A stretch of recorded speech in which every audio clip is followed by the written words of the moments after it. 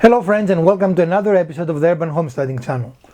If today is the first time you're visiting with us, we want to extend to you a very warm welcome and invite you to watch any of our over 560 videos arranged for your convenience in playlists, as we are confident you're going to find something both useful and entertaining to watch.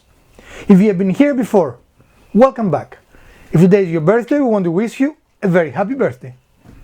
In today's episode, we're going to show you how to build a cube organizer or cubby that you can put either on your floor or on your walls, depending on what use you end up doing with. This is, I would say, an intermediate project. It's not a beginner project. But if you're a beginner, go for it. I mean, the worst thing that could do, you will learn something and you might not end up with a project, right? Mm-hmm. If you're an intermediate, you should be able to tackle this project without difficulty, right? And if you're an advanced, use better wood than what we used. But this is our project today, and we're going to show you some detail and some tips and tricks on how to achieve that yourself. So stick around and we're going to show you everything you need to do to take a couple of boards into this beautiful cubby organizer. So we're going to start our projects with two boards that they are 1 by 8 by 96 inches, which means that the true dimension is 3/4 by 7 1/4 by how many long we said? 96 inches. By roughly 96 inches. Here you can use any material you want. I actually contemplated using our the material we used for the last two projects, which was our cedar boards, because this is more expensive, but this has to be more finished, so we had to go with that. So the cost for where we are with tax is about $30 for this project. Two boards at $14, right? Mm-hmm. So we're going to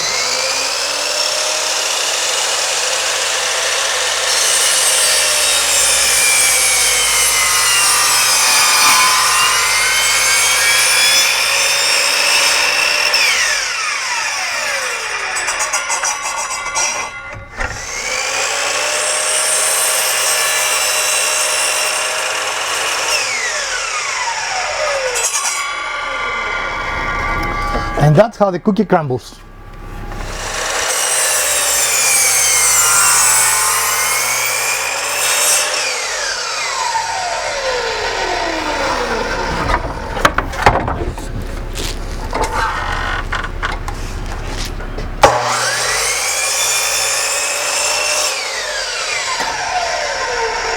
Turn this on. The on.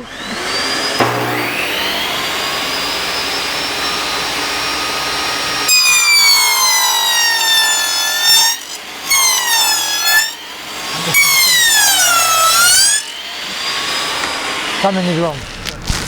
So the reason we stopped is because even though we've done this many times, I was not paying attention and we installed the blade backwards. As you can see, the teeth point that direction and they need to be pointing my direction. And I felt that the board was not acting correctly. In fact, the blade wanted to lift the board. And the right thing there is, do not try to power through. A power tool should make the job easy, not difficult. So the moment I realized something was wrong, we stopped, looked at the blade, realized I made a mistake. We're going to reposition the blade and we're going to continue. And let's look at that board. Well, it actually cuts it. I mean, it didn't damage the board, but you know. Yeah, but it was, you were pushing against it to try to move it forward, and you shouldn't have to do that, right? Yeah.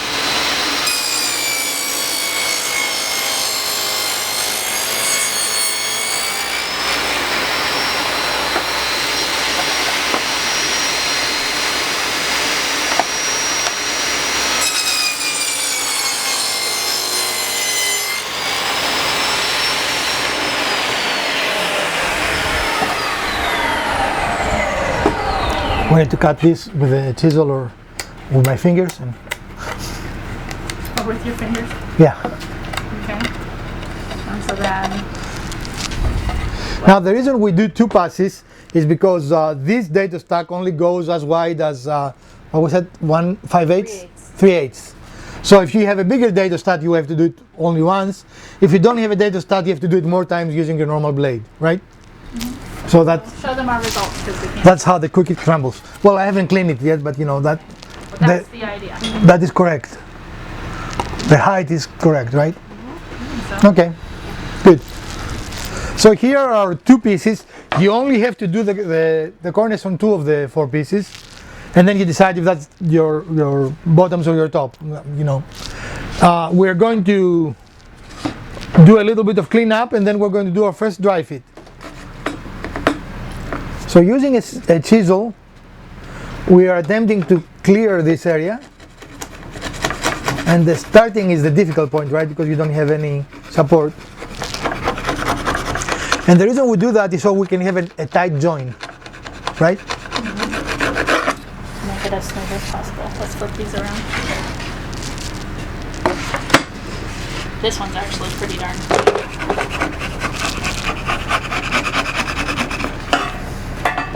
Now you could have used the chisel to do the whole thing, right? Yeah. You'd really get your workout. You wouldn't have to go to the gym. Well, and really, if you were using it with a chisel, you wouldn't remove that much material, right? You will do it easy on yourself. The result would be the same. All right, let us tell you a little bit about how we set up our blade to do this cut.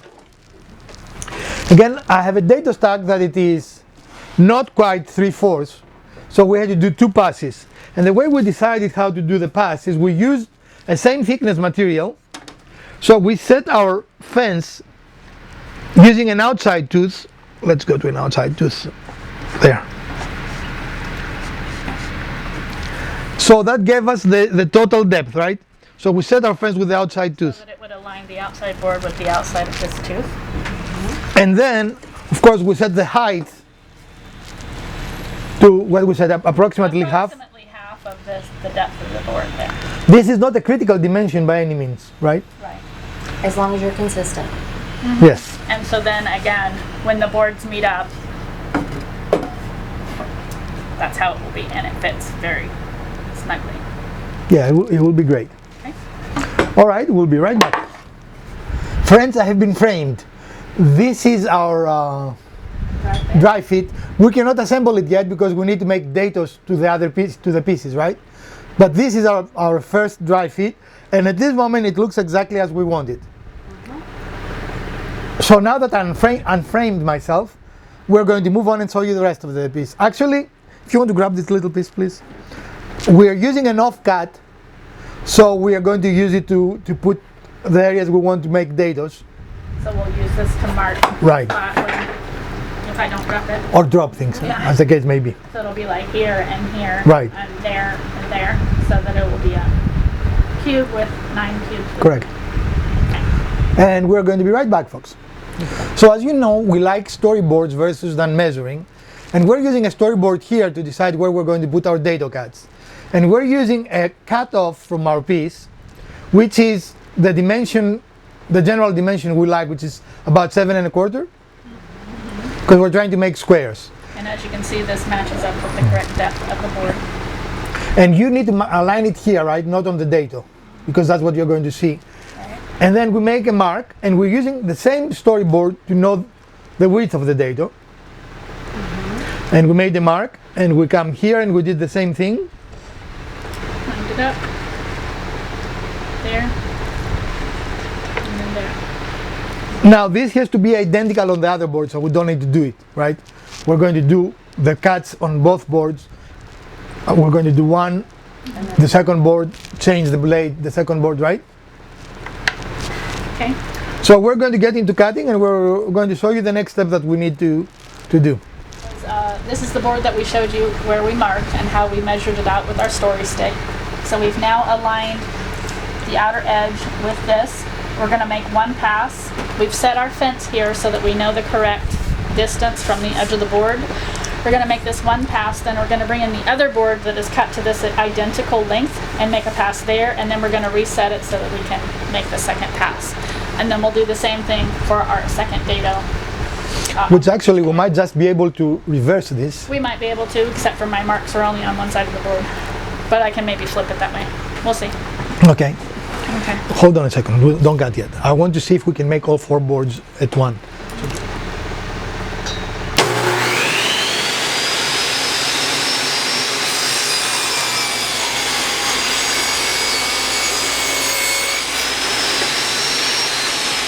Don't put pressure here. You opened it. Only put pressure there.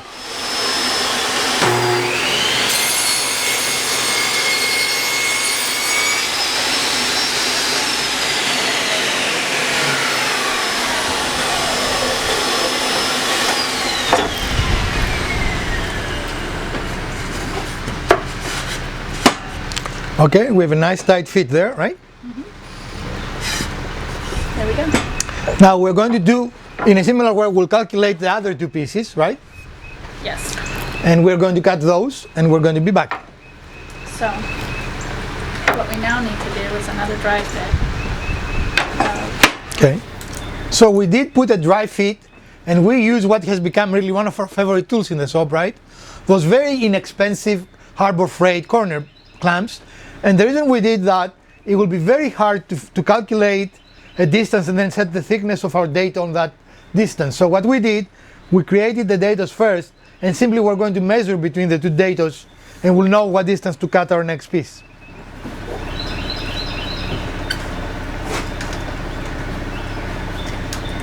So we measure from the inside of the dado on To one the inside. side to the inside on the other side.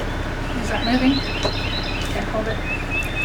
We are at 23 and 1/16 to make it super tight. Okay? 23 would be with a little wiggle room. We don't want wiggle room, we want it tight. 23 and 1/16. Okay. And if anything, actually, we're going to cut it a little proud, because it's very easy for us to take an eighth or so off, right?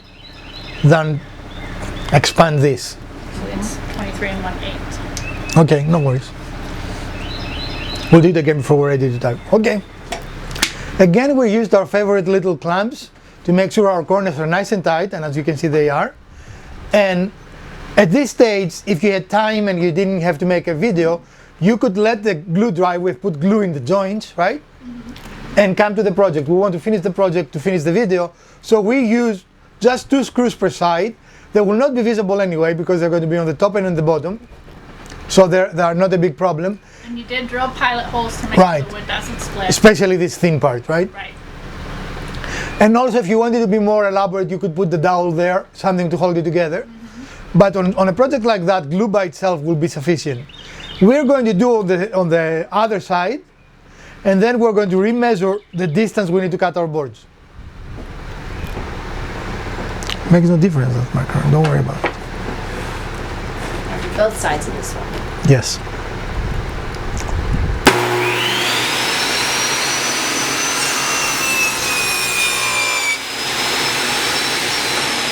Flip it over to do the other side.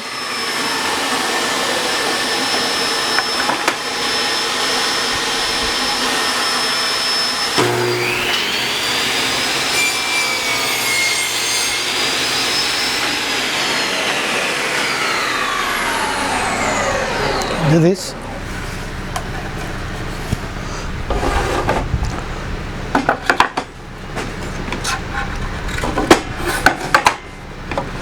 It's fine. It's fine. Yes, it's fine.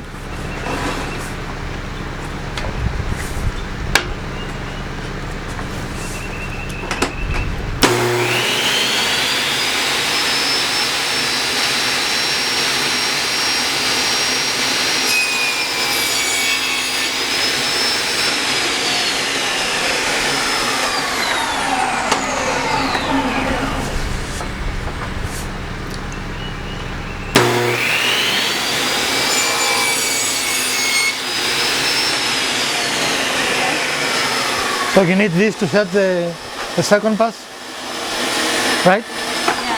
Which way we need to go? We need to come back this way. Towards you? Right? No, We're lining up this that side one. with this outside too. Yeah. Right? There it is. We have to move that. They cannot move anymore. Yeah, I know. Is that correct, love? Good to me.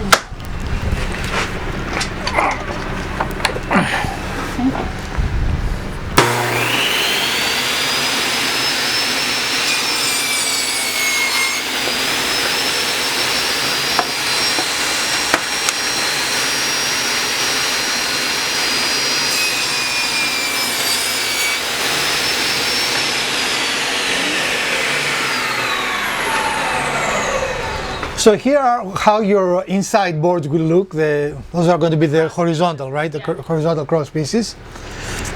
And in general, you will have to have a very smooth, if you use a dado blade like we do, very smooth transition, right? Because you don't change anything. Your table saw is very flat. The blade doesn't move up and down, so as you can see, we don't have much to do here. But if you can see here, we have a very small line, right? The only reason we have this very small line indicates that there is a little bow on our board. Does that make sense? And because the board is bowed, it has a very imperceptible, right? And if you see, you will see it the same on that side, but not on this side, right? Right. So it will mirror because it's correct. Look at it from the profile. It's very slight, but you can see. Right. So we're going to use our 1/4 chisel, 3/4 chisel. One of the chisels we have. You can probably put it against this so it will be secure. Hold on. Let me move the blade down. I can't because... Well, that would be the incorrect. Right. Apparently you have to be in the correct space to do the blade. And all Elpida is doing is just making, it is a very small imperfection only because of the bowing, a slight bowing of the board, right? You can also use sandpaper for this. But since the chisel is 3/4, that gives us a good indication we did a good dado, right? Right. Because the chisel fits. I'm going to flip this around just a little bit.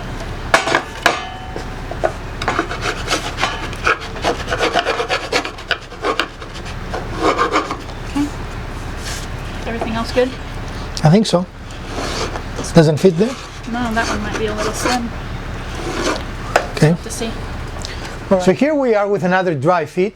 We have put all the horizontal components, and now we need to cut the vertical pieces, right?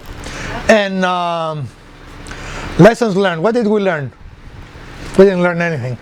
We're beyond learning. We did a really great job using a story stick Yeah, there for a lot of things. to be the exact width, and we used that not just to measure, you know, where we needed to put the dado and how close we needed to be, but also as our trial piece to slip inside each channel to make sure that it was going to be a good tight fit. Also, when you do the horizontals, you need to do dados on both the top and the bottom, right? So your dado should not be very deep, like initially here, for example. We wanted Because- to go about half on either side and then much less than half. Because you will have no space. If you Right. go half, you're going to cut it through. Yeah. And here the dado is just to keep the pieces. It's not there is no strength to it, right? It's not going to hold weight on the verticals. It's just going to keep it aligned. So now we need to cut 1, 2, 3, 4, 5, 6 verticals, and we hope we have enough wood for that. Yeah, it would stink if we didn't. Well, I'm not sure. I'm a little nervous, you know. It just did. Well, it will do it. If you do it, it doesn't do it immediately. We'll do it after a short period of time. But anyway. In any case, we're going to cut our vertical pieces and we're going to get back with you. So here we are with only one piece left to install, and we're using clamps to make sure that we have a tight fit. Otherwise, we have a little bit of difficulty inserting the boards. You want the tight fit. You want as tight as you can be, right? So this board was kind of going down just a little bit, and it's part of just the board itself. And so what we did was put a clamp on either side, one on this side of the channel, on the back side is on this side of the channel, to help pull that board up and make it straight so that this piece can then slide into the channel correctly. And so we'll do the same thing for our next and last board. We'll just move those clamps over so it helps hold that board and support it in the correct position. And we want to make sure that every piece fits in nice and tight. Right. You're not in the channel in the bottom though. I think this is one of those really snug ones. So. I'll put it on the top first, since that is a better channel. There we go. There we go.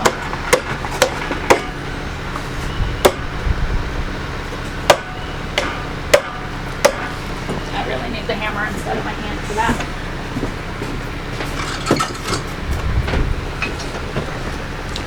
And also because we're having to tap this into place, we're using another wooden block just to take the brunt of that. Yeah, we're hitting the block instead of the piece.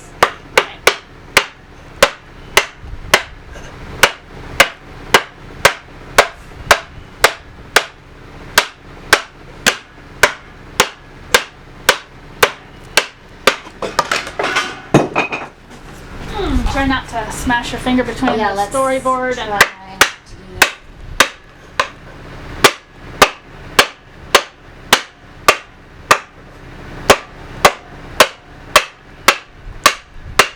You're on the clamp again. I'm on the what? You're on the clamp.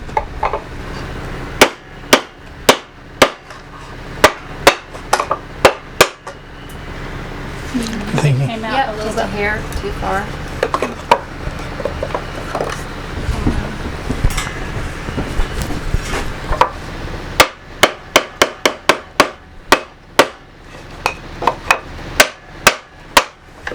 It's perfect here. Okay. Great. Good. And obviously that means everything's pretty snug. So here we are with the finished project, and it came out pretty much as we envisioned it. We are very happy with it, and at this stage you have to decide about finishing it. We have not decided where we're going to put it yet, so we're not going to finish it at this time. But for example, if we were to put it in the house, we would probably stain it, right? Probably. If- Stain or paint. If we put it in my office, we're going to probably leave it as it is, because I like the raw wood look.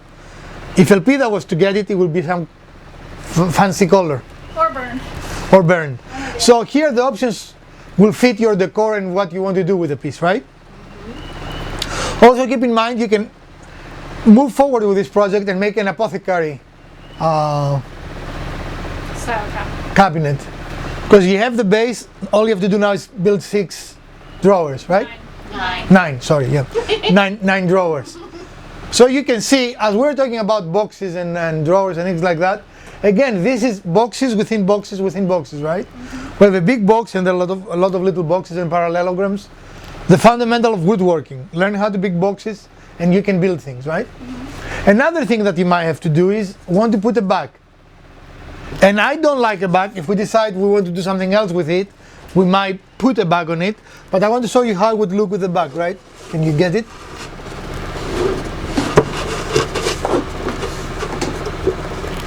So A that little spare piece of plywood, and it just closes it off, makes it a little bit more formal piece. right. Definitely it's an option for this piece. Now the piece is very sturdy by itself, as you see. You know, we don't have any concerns about it, and frankly, if anything, it's overbuilt, right? I mean, 1/2 inch wood will also work with this. Yeah. You just have to adjust your dados. But this is a nice piece to display things. Put paperback books if you omit the middles. Small ones. Yeah, paperbacks. They fit perfectly here. You can also find some of the smaller cloth cubes that might fit there. Right. Or make some. Yeah, there's a lot of So there are really a lot of options. And as you can see, it is really I don't know what time we start, but you will say 3-hour project without filming. Yeah. And now you are going to talk through using a dado stack versus other methods for making these channels. Yeah, I thought we did. You can use a chisel. The way we used it to clean up some of the details. But definitely, if you don't have a dado set or even a table saw, you can use a chisel and do it, right? Take a while. More than 3 hours project. Not as much as you think, actually. But yeah, it will take longer, for sure. But some people love using hand tools, so that would be a great project for them. And definitely this dimension lumber you can cut with a hand saw. It is not like a door size. You don't need a table saw to do it. You could also have used your plunge router, which we've done on another project. Yes, that would be a great project. And the only reason why I didn't use the plunge router is because plunge routers are probably the least likely tool for someone to have in their shop. Where a dado stack, this specific dado stack we use, is fairly inexpensive. Where a lot of the dado stacks are very, very expensive. But also you don't need it at all. It takes a little longer, you make more passes, and you can do it as we saw you, was it last weekend? The regular size. With just a regular saw blade. Again, if you start doing more of those things, then it is justified having things like dado stacks or plunge routers and so forth, right? And we have the plunge router because, and we're going to show it to you, of course, but we plan to build a cabinet, which is in essence a little more complex and much larger version of this, right? With more variation, not just cubes, bookcases and cubes and all kinds of things, right? And for that project, it will be easier for us because we're going to be working with much bigger pieces of lumber to use the plans router than having to manipulate the piece on the table saw. So a lot of ideas, and when you reach the point that you can build this, you are really very, very close to furniture building.